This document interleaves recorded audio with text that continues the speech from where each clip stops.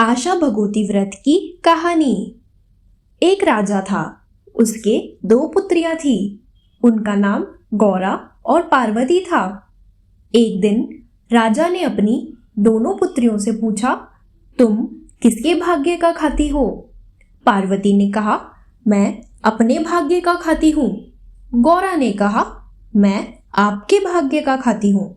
यह सुनकर राजा ने गौरा का विवाह एक राज्य परिवार के युवक के साथ तथा पार्वती का विवाह शिवजी के साथ कर दिया। शिवजी पार्वती को लेकर कैलाश पर्वत चले गए। रास्ते में पार्वती का जहां भी पैर पड़ता वहां की धूप जल जाती।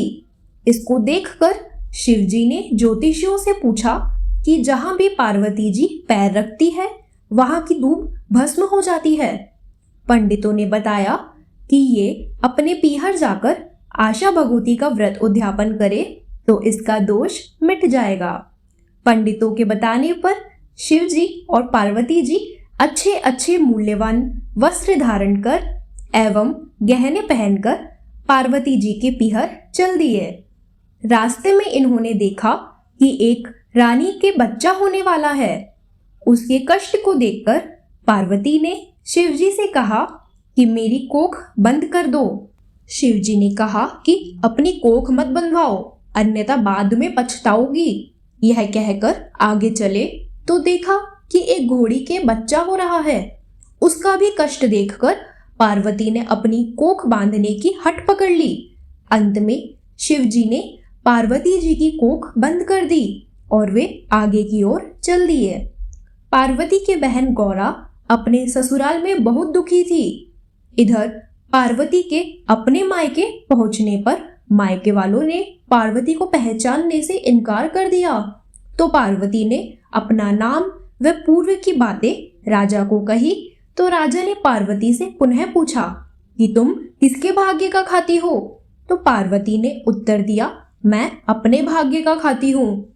ऐसा कहकर पार्वती अपनी भाभियों के पास चली गई। वहां उसकी भाभियां आशा भगवती का उद्यापन कर रही थी।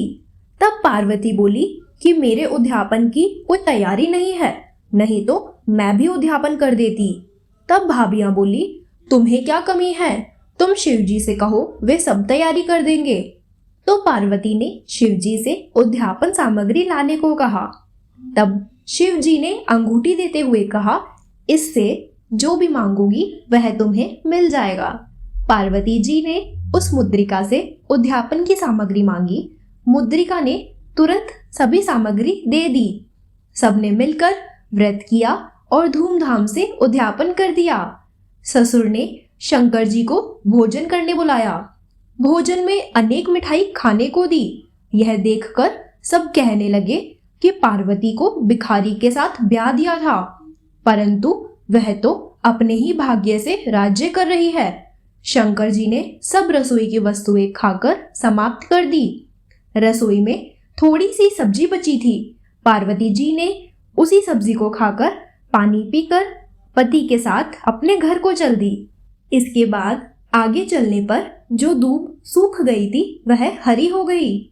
शंकर जी ने सोचा कि पार्वती का दोष मिट गया है और आगे बढ़ने पर पार्वती जी ने देखा कि वही रानी कुआं पूजने जा रही थी, जिसे देख पार्वती जी बोली, महाराज मेरी भी कोख खोल दो। शिव जी बोले, अब कैसे खोलूं? इस पर पार्वती जी ने हट पकड़ ली कि मेरी कोख खोलो, नहीं तो मैं इसी जगह पर प्राण त्याग दूंगी। पार्वती जी की हट देखकर शिव जी ने पार्वती के महल से गणेश बनाया। पार्वती जी ने बहुत से नेकचार किए और कुआं पूजा।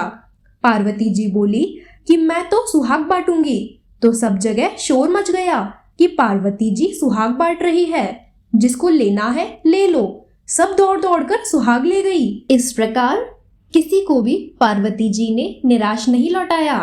इस व्रत उद्यापन को कुंवारी लड़कियां ही करती है। इससे मनोकामनाओं की पूर्ति होती है।